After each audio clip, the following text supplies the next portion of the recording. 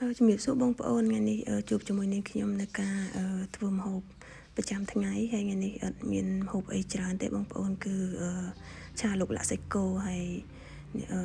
ដូចឃើញនឹងខ្ញុំបង្ហាញអញ្ចឹងគឺបងប្អូនលាងសាច់គោឲ្យស្អាតទៅហាន់ហើយក៏យើងលាយគ្រឿងឲ្យស្រេចណាបងប្អូនលាយមានរ៉ូឌីស្ករអំបិលប្រេងខ្យងហើយទឹកត្រីអញ្ចឹងណាបងប្អូនហើយបន្ទាប់ពីលាយគ្រឿងនឹងហើយគឺយើងទុកឲ្យសាច់នឹងគ្រឿងនឹងចូលជាតិឲ្យបាន 4-5 នាទីអញ្ចឹងទៅក៏យើងឆ្លៀតមកហាន់បន្លែរបស់យើងរៀបដាក់ចានឲ្យហើយណាបងប្អូនបន្លែនឹងខ្ញុំថ្ងៃនេះអត់មានអីច្រើនទេមានតែសាឡាត់ហើយនឹងខ្ទឹមបារាំងទេបងប្អូនហើយកុំបងប្អូនកុំឆ្ងល់ថាឃើញចាក់ប្រអប់ផងឃើញចានផងហ្នឹងដោយសាររាល់អាហារថ្ងៃត្រង់អញ្ចឹងគឺខ្ញុំធ្វើហើយគឺត្រូវយកឲ្យកូននៅសាលាអញ្ចឹងណាបងប្អូនកូនខ្ញុំទូចហ្នឹង3នាក់អញ្ចឹងគឺខ្ញុំត្រូវដាក់ធ្វើដាក់ចានហ្នឹងគឺសម្រាប់ញ៉ាំនៅផ្ទះហើយធ្វើនៅដាក់ប្រអប់ហ្នឹងគឺសម្រាប់ដាក់ទៅសាលាឲ្យកូនអញ្ចឹងណាបងប្អូនហើយយើងរៀបបន្លែរៀបអីអញ្ចឹងឆ្លៀតមករៀបឲ្យហើយអញ្ចឹងទៅបងប្អូនហើយបន្លែតាមបងប្អូនចូលចិត្តអ្នកខ្លះចូលចិត្តដាក់ប៉េងប៉ោះដាក់អីថែមអញ្ចឹងណាបងប្អូនតែសម្រាប់ខ្ញុំអត់សូវចូលចិត្តអញ្ចឹងក៏ចូលចិត្តតែដាក់តែសាឡាត់ហើយនឹងខ្ទឹមបារាំងអញ្ចឹងណាបងប្អូនហើយរៀបកូនអីចឹងក៏គាត់ចូលចិត្តដូចគ្នាអញ្ចឹងណាអញ្ចឹងក៏រៀបតែកូននឹងខ្ញុំអត់ចេះញ៉ាំខ្ទឹមបារាំងទេអញ្ចឹងក៏រៀបដាក់តែសាឡាត់ដាក់តែអីឲ្យគាត់អញ្ចឹងតិចតួចអញ្ចឹងទៅណាបងប្អូនគាត់ញ៉ាំសាច់ច្រើនជាងបន្លែហើយអត់មានអីច្រើនទេបងប្អូនហើយសម្រាប់ការងារប្រចាំថ្ងៃយើងឆ្លៀតធ្វើសម្រាប់កូនអញ្ចឹងណាបងប្អូនហើយក៏ខ្ញុំកាត់បន្ថយការចំណាយរបស់យើងដែរបងប្អូនហើយយើងធ្វើអាហារឲ្យកូនអញ្ចឹងទៅយើងកាត់បន្ថយការចំណាយយើងអត់បានបង់ថ្លៃម្ហូបថ្លៃអីនៅសាលាអញ្ចឹងបន្ថែមអញ្ចឹងណាបងប្អូនហើយខ្ញុំមានពេលក៏ឆ្លៀតធ្វើឲ្យពួកគាត់អញ្ចឹងទៅចាហើយបើអត់ពេលទេក៏ឲ្យពួកគាត់ញ៉ាំនៅសាលានៅអីចឹងណាបងប្អូនហើយអត់មានម្ហូបអត់មានខុសពីបងប្អូនទេហើយនឹងខ្ញុំធ្វើបដាហ្នឹងបញ្ញាប់បងប្អូនធ្វើបដាហ្នឹងគឺបញ្ញាប់ដល់ម៉ោងបងប្អូនហើយរៀបលឿនហើយម្ហូបគឺរើសយកម្ហូបណាដែលលឿនទៀតបងប្អូនព្រោះដោយសារខ្ញុំពេលព្រឹកគឺរវល់ច្រើនការងារផ្ទះអញ្ចឹងណាបងប្អូនដឹងស្រាប់ហើយការងារយើងស្ត្រីមេផ្ទះពេលព្រឹកអញ្ចឹងគឺរវល់ច្រើនអញ្ចឹងយើងឆ្លៀតធ្វើម្ហូបហើយឆ្លៀតថតវីដេអូបង្ហាញជូនបងប្អូនទៀតដល់ពេលអញ្ចឹងក៏ឆ្លៀតបានតិចតួចអញ្ចឹងទៅក៏ឆ្លៀតធ្វើអញ្ចឹងណាបងប្អូនហើយយើងលាយគ្រឿងថាទៅឆាលោកលាក់បងប្អូនដឹងស្រាប់អត់មានអីទេហើយលាយទឹកម្រេចលាយអីចឹងទៅហើយខ្ញុំចូលចិត្តដាក់ម្រេចហើយខ្ញុំដាក់ម្ទេសទៀតសម្រាប់បងប្អូនអត់ចូលចិត្តមិនបាច់ដាក់ក៏បានដែរបងប្អូនម្ទេសយើងដាក់តែម្រេចហើយយើងដាក់ស្ករអំបិលហើយបងប្អូនណាគាត់ញ៉ាំប៊ីចេងគាត់ដាក់ប៊ីចេងតិចចឹងណាបងប្អូនហើយសម្រាប់ខ្ញុំមកខ្លះខ្ញុំដាក់មកខ្លះចឹង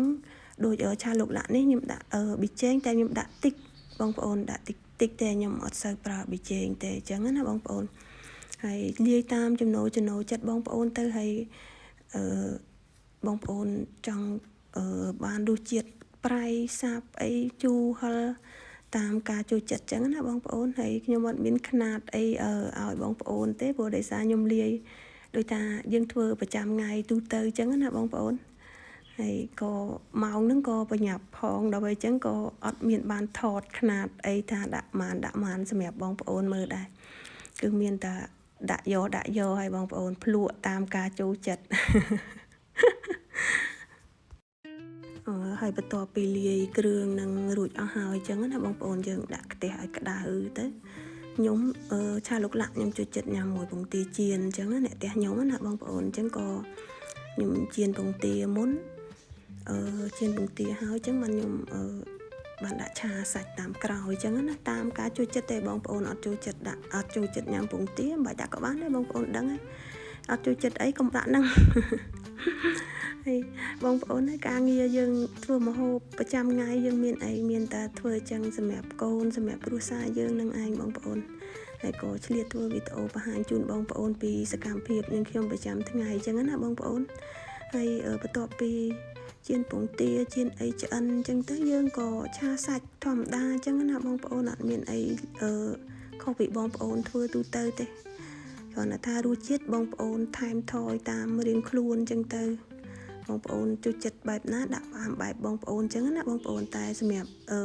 ហើយផ្លិចប្រាប់បងប្អូនហើយ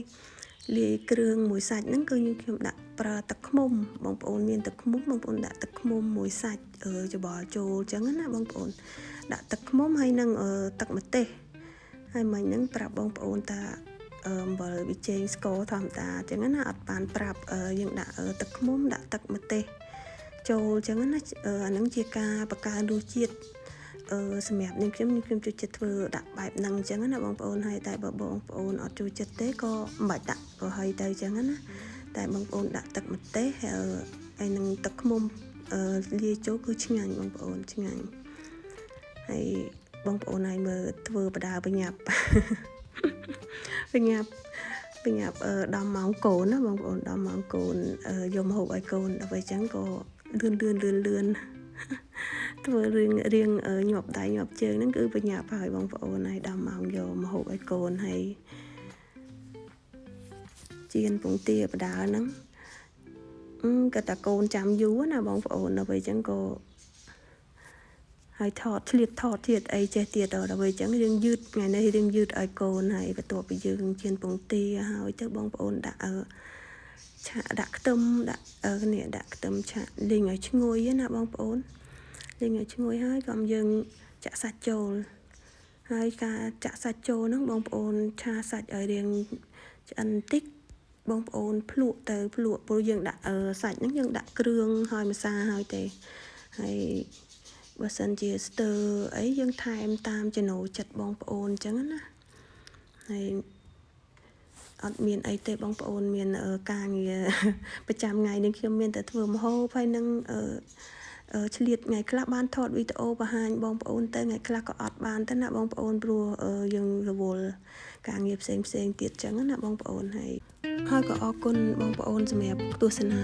ការទស្សនាវីដេអូរបស់នាងខ្ញុំដែរអរគុណបងប្អូនជំរាបលា